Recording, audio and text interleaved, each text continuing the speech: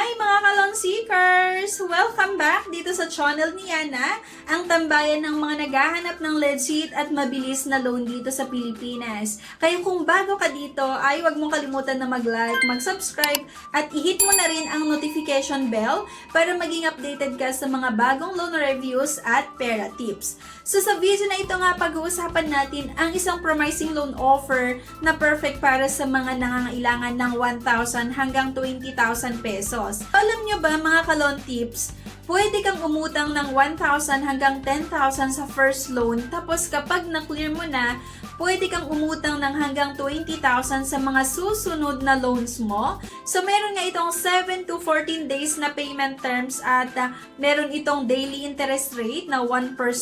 At ang pwede kang umutang dito ay 21 to 70 years old. Para sa tingin ko, okay din naman kasi napaka-flexible yung payment terms. Pero disclaimer lang mga beshes ko ha, try or apply at your own risk pa rin. Maari kasi na medyo okay yung naging experience ko kasi kapag umuutang naman ako sa iba't ibang mga loan apps, nagbabayad talaga din ako on or before yung due date. So maari nga kasi na maganda yung naging experience ko pero may mga iba na hindi maganda yung naging karanasan nila dito sa Cash Express. So sa akin kasi, binabayaran ko nga siya on or before yung due date. At para nga may explore nyo yung pautangan na ito, ilalagay ko na lang din yung link sa comment section. Pwede nyo i-click yung link na yan para mai-route kayo mismo sa website nga ng Cash Express. At kung sa tingin mo okay siya, then go. Or kung nanghiram ka na sa mga kaibigan mo or kapamilya mo or katrabaho, then mahirap sila mahiraman, then pwede mong i-check itong Cash Express nga. Kung sa tingin mo ay hindi siya maganda, hindi maganda yung mga terms or yung mga payment terms, yung ino-offer na loan amount, yung mga charges, edi wag mo nang ituloy. So by the way, ang video na ito, i-share ko lang sa inyo yung naging experience ko at ibang pagsasaliksik din na ginawa ko. So try or apply at your own risk pa rin nga. Dito nga sa Cash Express, para makautang or para makapag-apply, dapat sumunod ka sa mga ito. Ang una, kailangan daw yung edad ay 21 hanggang 70 years old.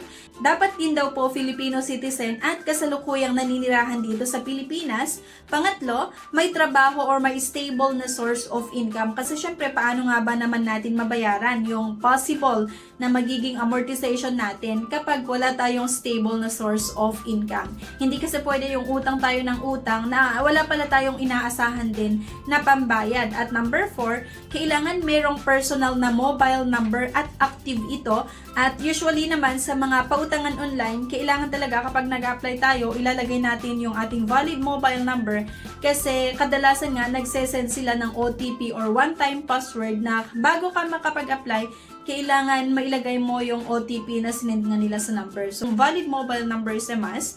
And then, may personal na bank account syempre or e-wallets kasi doon nila i-disburse yung loan proceeds.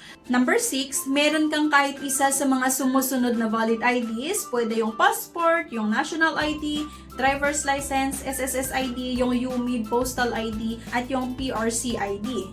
At meron din itong tinatawag na selfie for verification. So, maaaring ang iba sa inyo ay nagtatanong like paano nga ba mag-apply dyan. So, ang unang-una nga, kailangan yung pumunta sa site nga nitong Cash Express. So, ilalagay ko nga yung link sa comment section. Pwede nyo i-click yung link na yan para ma-route kayo mismo sa tamang website nga ng Cash Express. Kailangan mo lang sagutan yung mga basic information or punan ang form with your personal infos at loan details nga.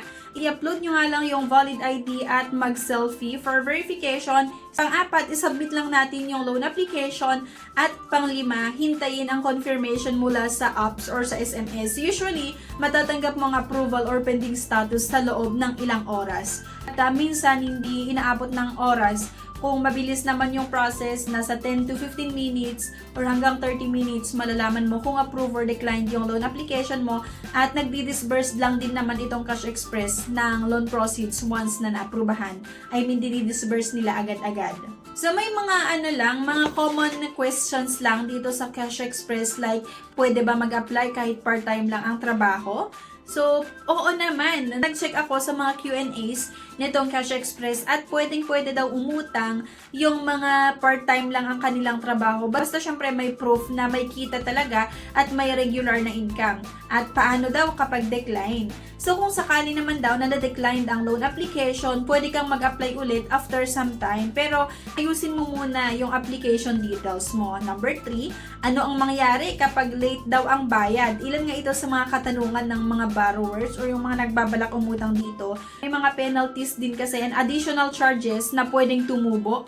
Kaya importante or mas advisable talaga na magbayad on or before yung due date kapag tayo ay umuutang. Hindi lang naman sa Cash Express ha, kahit saan yung inutangan nyo online man or sa bangko, sa mga lending, sa financing company, ay magbayad din talaga tayo on or before yung due date para maiwasan yung mga tubo, di ba? Kasi minsan malaki yung late payment fees, okay? At isa pang katanungan ay pwede daw ba gamitin ang ibang ID na hindi kasama sa list? So sa kadalasan kasi, required yung mga government issued ID na nabanggit. Pero depende minsan sa lender ha. Minsan tinatanggap nila yung mga ibang ID. So pwede nyong itry pa rin. Pero kasi walang assurance or hindi natin alam kung ma-approve. Pero pwede naman daw subukan at malay mo, bigyan kanila ng chance para makahiram or makautang sa kanila. Pero ito na nga mga ka-loan tips ha, importanteng tandaan na ang loan ay tulong lang sa emergency or importanteng mga gastusin.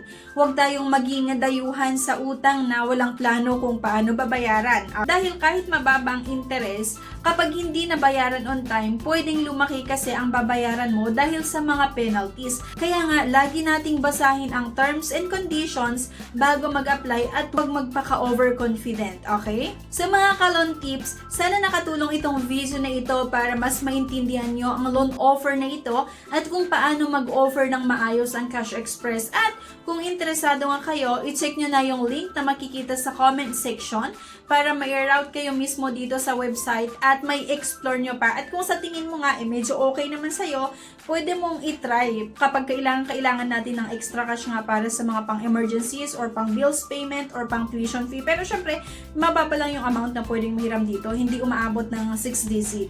Ayun nga, paulit-ulit kong sinasabi na try or apply at your own risk. Mas maganda na gumawa na lang din tayo ng sarili nating research. Maaari nga kasi na okay yung naging experience ko, pero yung iba hindi maganda yung naging experience nila dito sa Cash Express. So sa akin naman kasi kapag inuutangan ko yung mga pautangan online, nagbabayad din talaga ako on or before yung due date. Please, nasa inyo pa rin nga yung desisyon kung utangan nyo ito or hindi. At kung may mga katanungan pa kayo, pwede kayong mag-comment sa comment section nga at subukan ko na sagutin sa mga susunod na videos. And also, please share nyo na rin ang experience nyo para makatulong tayo sa ibang viewers. Thank you guys for watching. Please don't forget to like, share, at subscribe na rin para sa more loan reviews at pera tips. Ito nga ang tropa nyong wais sa utang at kita-kits sa next video. Bye! No time to apply for a bank personal cash loan? Yana's here to help you. I assist pre-qualified clients with basic monthly income at least 25,000 per month. Hassle-free at walang fee. Lahat ng process sa bank gagawin. 2 to 5 banking days lang approval. Loan up to 2 million. Email amawanyana@gmail.com or message my FB page, Yana Insta Review. Note, qualifications may vary subject to the bank's terms and policies.